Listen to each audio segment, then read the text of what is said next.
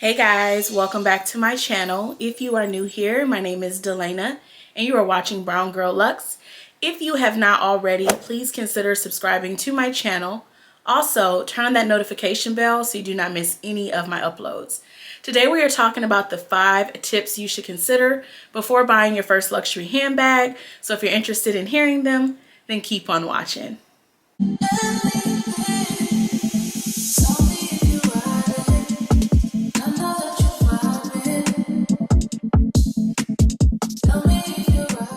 So we have finally made it to my second installment of my luxury Chit-Chat series. Today we are talking about the 5 tips you should consider before buying your first luxury handbag.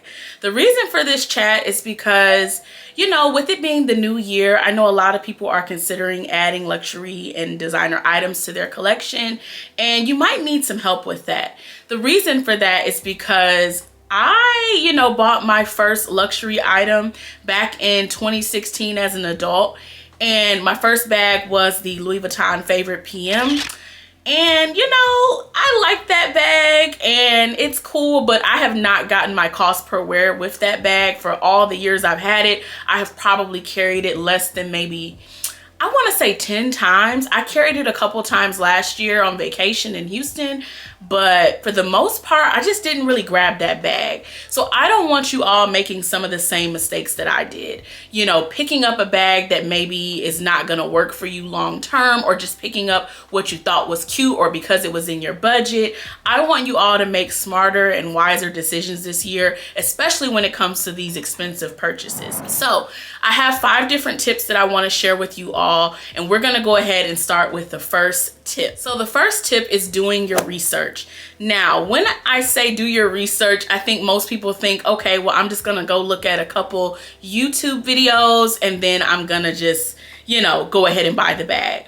No, really do your research. When I first started out buying luxury handbags, I joined the Purse Forum. I'll make sure I leave the link down below, because you were able to find out and see so many different threads about luxury handbags. You were able to see details about maybe that specific bag you were looking for. You were able to see the true pros, the true cons on those different handbags. So I really love that site. It also helped me when I was searching for my Louis Vuitton Palm Springs mini bag. It helped me figure out, when I could find it, when it may be available on the site, and all of that good stuff. So I definitely think that site is going to be helpful for you. Yes, watching YouTube videos is going to be helpful as well, especially if you find good, thorough handbag reviews. On my channel, I try to provide very thorough handbag reviews because, first off, I love handbags and I know what it's like to be in that position of, shopping for your first bag and needing to know everything about that bag, good or bad.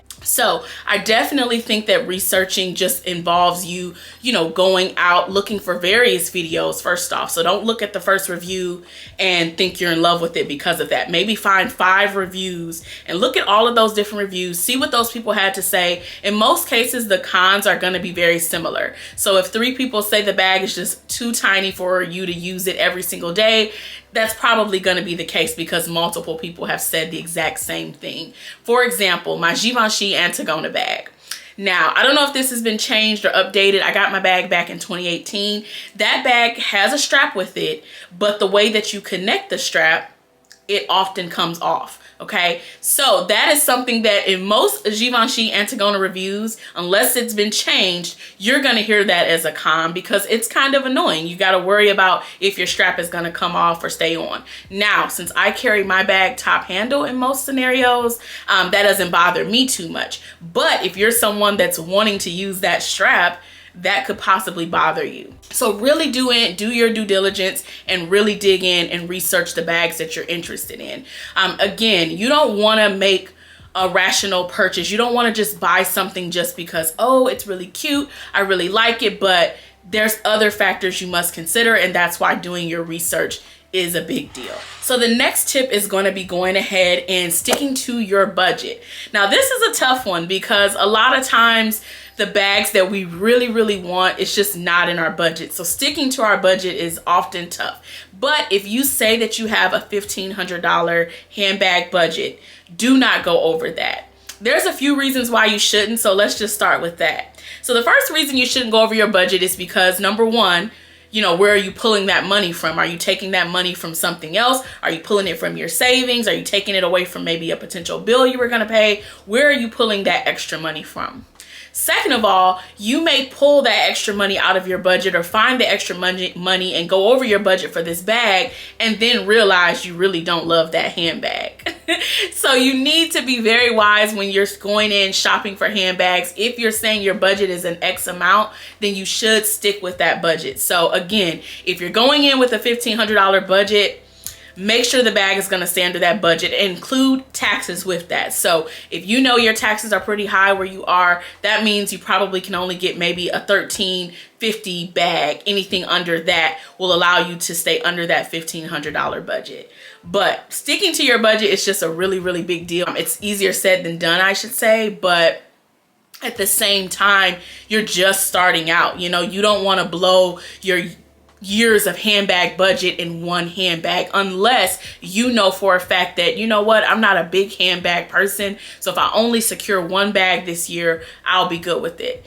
If you're not that kind of person, do not do that to yourself because you're going to want more handbags. I tell people all the time, once you buy that first luxury handbag, you're going to want more. There is nothing you can do about it. It's just gonna happen. And I just have to be real with y'all because here I am 20 something bags later, and that's exactly what I experienced. I bought one and then I wanted the next. And again, that can get very, very expensive. And if your life doesn't allow you, the option to buy that many bags in a year, you just have to be very, very wise with your purchase. So sticking to your budget and doing your research about that item is really gonna help you do those things. So the next tip I have for you all is to purchase your bag in store. Now, this may not be an option for everyone depending on where you live. You may or may not have luxury stores or even luxury department stores where you can go and grab those bags from. But here's why you should purchase in store. You can fall in love with a bag online and then see it in person and be like, this isn't really what I thought it was gonna be. I have totally bought bags before and felt that way. I ended up falling in love with it later on down the road, but in the beginning I was like, this is a little smaller than I thought, or this is a little bigger than I thought. The quality, just something was off with it. So purchasing your bag in store is a big deal. And again, it's gonna be hard for you if you don't have those stores available. Here in Nashville, we have Nordstrom, but we don't have a Saks. We don't have a Neiman's. We do have Burberry, Gucci, and Louis Vuitton. But years ago, we didn't have a Gucci standalone store. Gucci was available at Nordstrom, and sometimes they had very limited options because of that. So, having a Gucci store here now helps out a lot, but sometimes our store doesn't get everything. So again, there may be those times where you just cannot purchase in store, but I highly, highly recommend it. You want to just touch that bag, you want to carry it, you want to walk around with it. You just want to get a feel for if this bag is really, really going to work for you. And for the price point that the handbags are, because let's be real, a lot of the bags that were under $1,000 in the $1,000 range is now over $2,000. So you want to feel good about your purchase because let's be real, you could do a lot of things with $2,000. Okay, you could do a lot of things besides buy a handbag. So if I'm buying a handbag, I need it to be the best handbag for me. I need it to work for me. I need it to work for my lifestyle, which brings me into my next tip. Shop for your lifestyle. I don't know how many times I have to tell people this, but do not buy things because you thought it was cute on this person or this person just fell in love with it, so you thought you would fall in love with it as well. So for me, the bag I bought that wasn't really for my lifestyle outside of my first bag, the LV Favorite, I would say the Neverfull.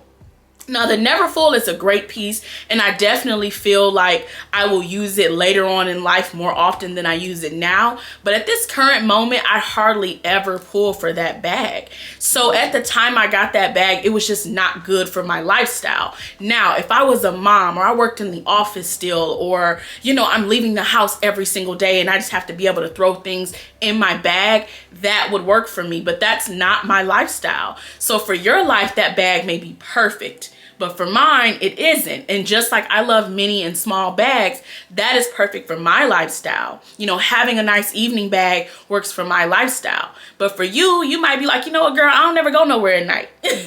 I'm not going anywhere. I'm not doing anything. Maybe I'm just going to work. Maybe I'm taking the kids to soccer practice.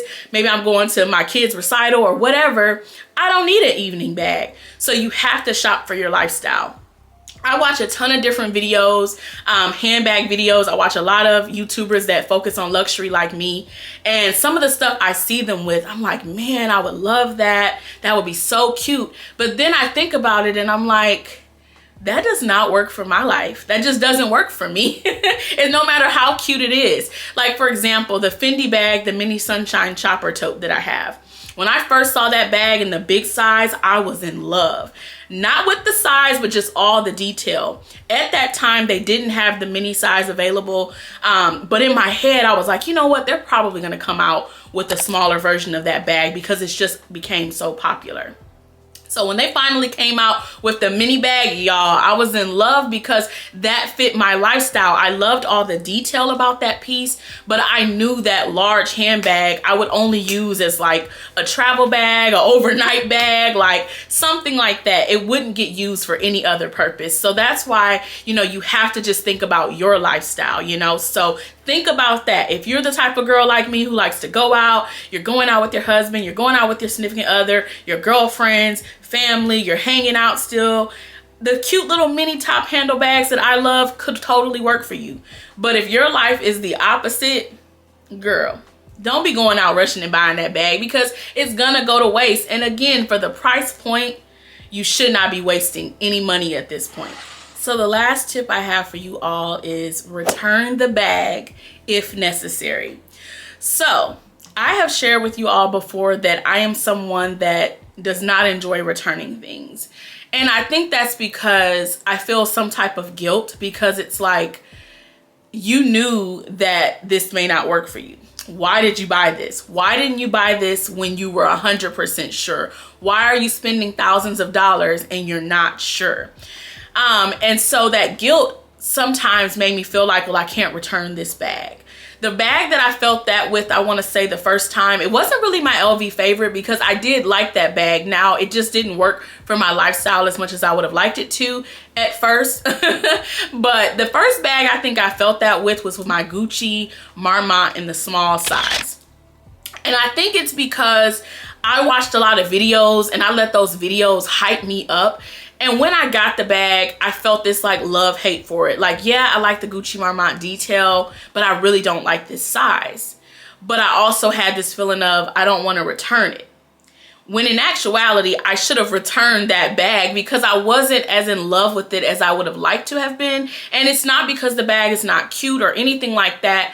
I just think that size of that bag is very like odd on me. And it's kind of weird because I'm not an itty bitty girl. I'm short, I'm 5'2", but something about the mini just fits me better. So that's why I've used the mini so much because it just fits me.